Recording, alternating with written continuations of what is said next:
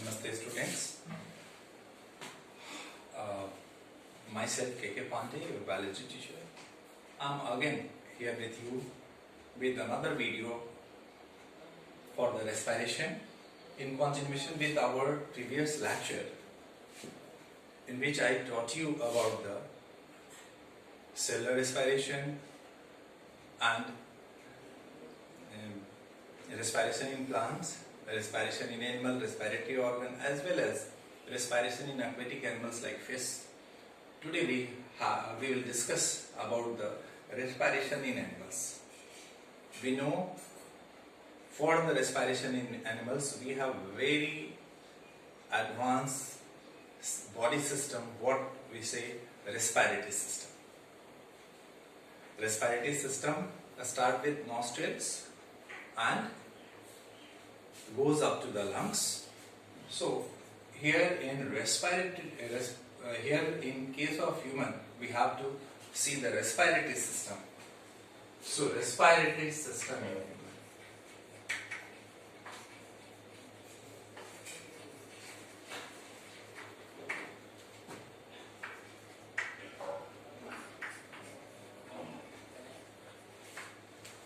You can take help of diagram given in your NCERT. However, I would like to give you a very simple figure just to show the parts.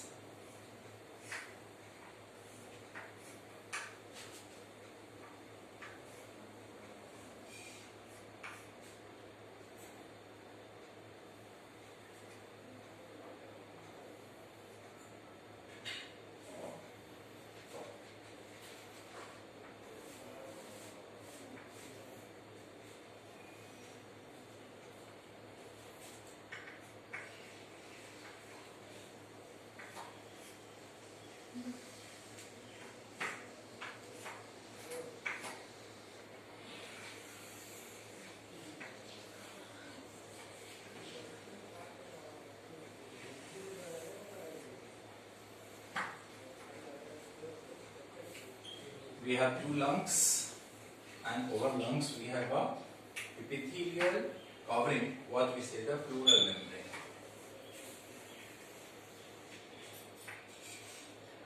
We have a muscular band, what we say the diaphragm,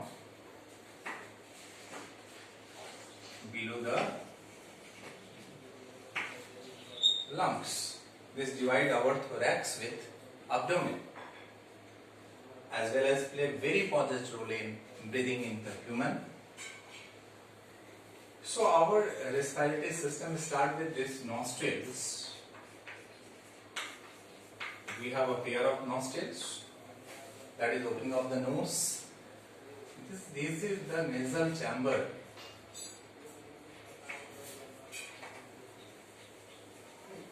This nasal chamber is just act like the air conditioner, because when air is hot outside, it gets cooled here, and if it is cooled outside, it brings up to body temperature.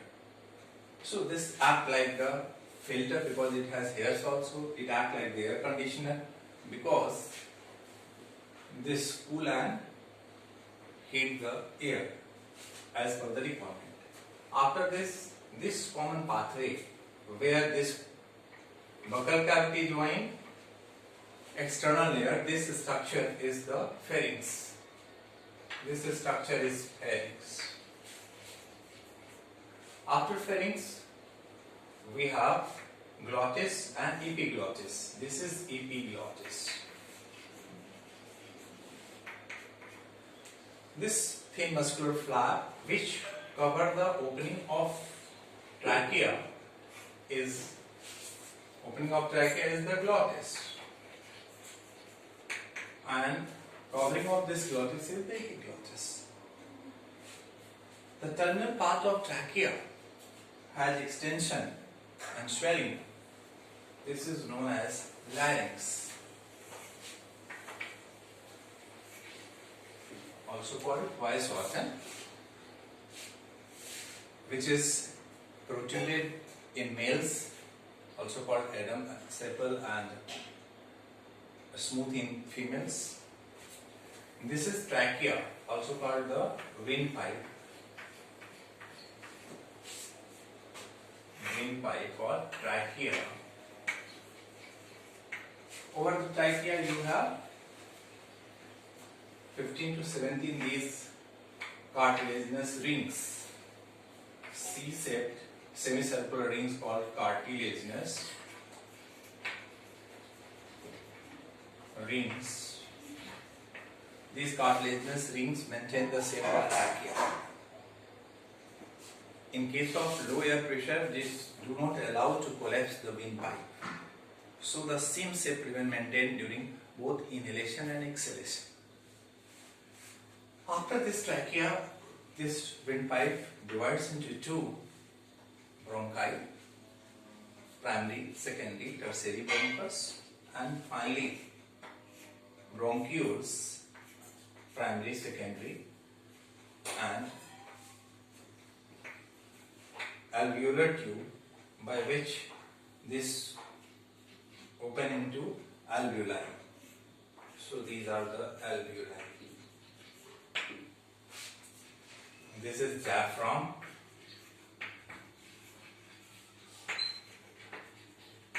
and these are the lungs.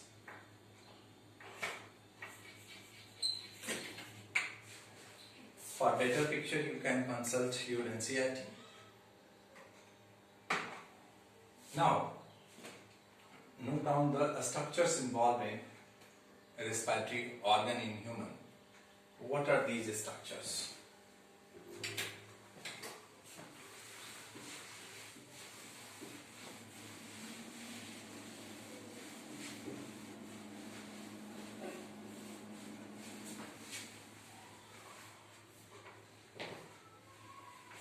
It starts with nostrils. After nostril, nasal, septum. After nasal septum, air enters into pharynx.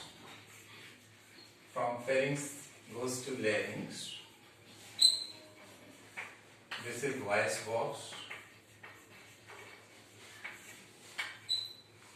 After this larynx, air goes to windpipe, that is called trachea, where I told you we have cartilaginous rings also from the ventral surface, not from the dorsal surface. And after this trachea, bronchi opens.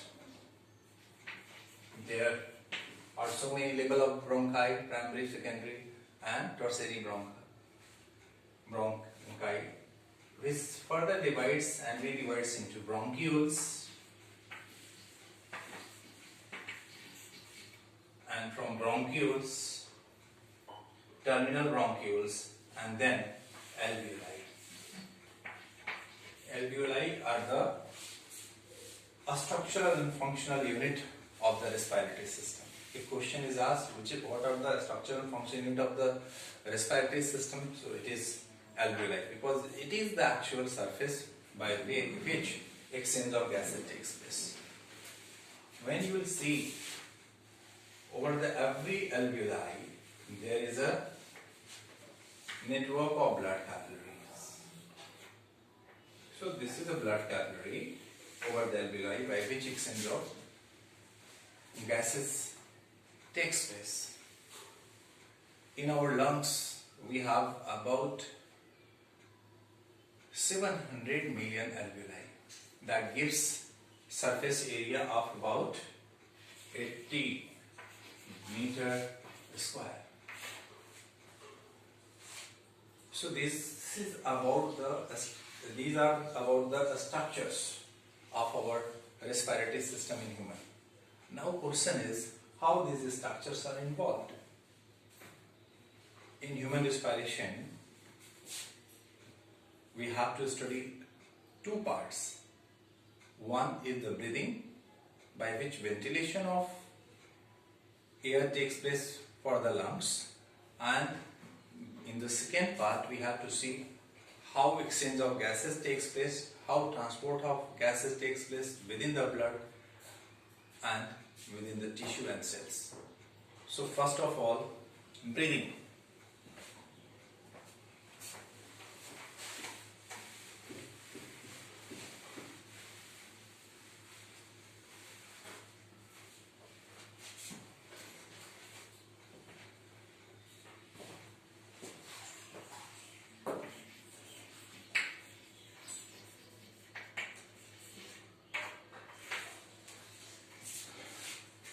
Can you tell me what is breathing? Breathing means the process of entry and exit of respiratory gases, or the process by which exchange of gases takes place by the human lungs is called the breathing. It includes two steps. One is inhalation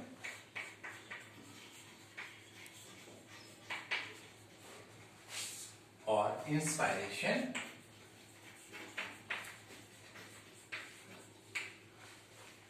and next is exhalation or expiration. So by the inhalation, gases enters within the lungs, and by the exhalation, gases exit from the lungs.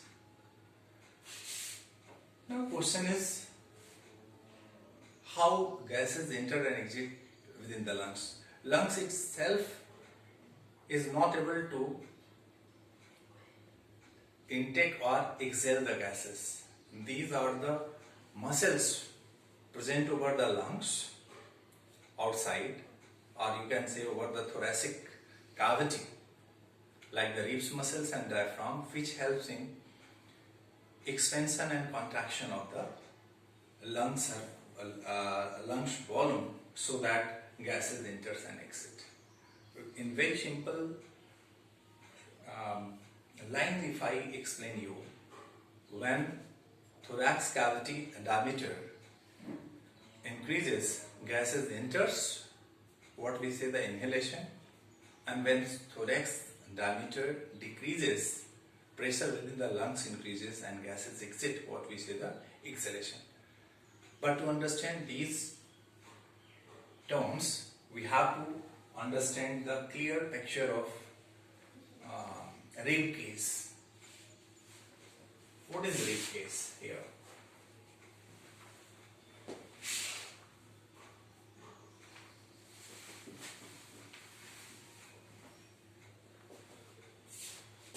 Rib case includes, this is vertebral column, backbone, vertebral,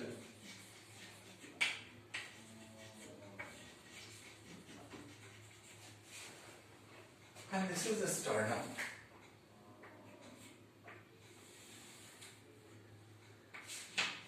The sternum is our breastbone.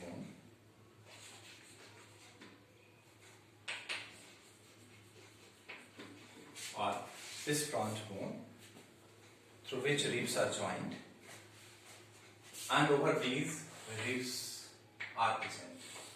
You know, we have 12 pair of ribs, which belongs to 3 different categories, and this is diaphragm.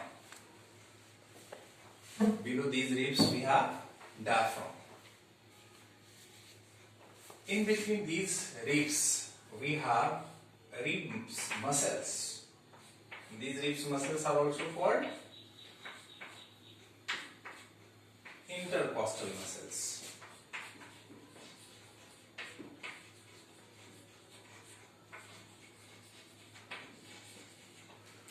Especially external intercostal muscles along with this diaphragm helps in inspiration, and thereafter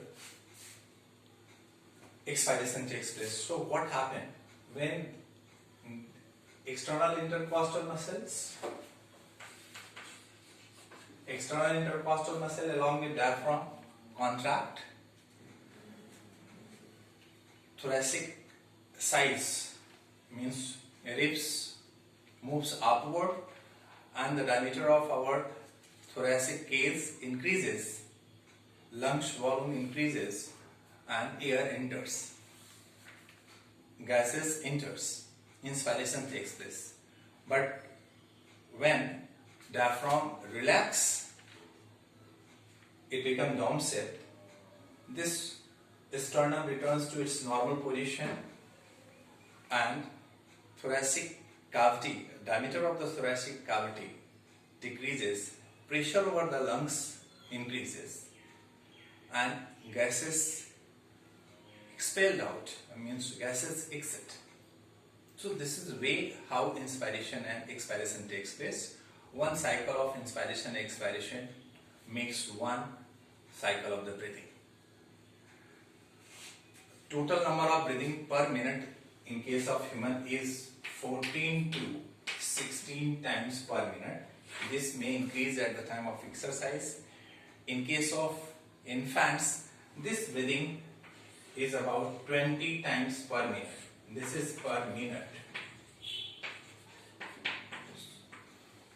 So this is all about the breathing. In next video, we will see how exchange of gases within the lungs takes place and transport of O2 and CO2 takes place with help of blood to the different part of the tissue.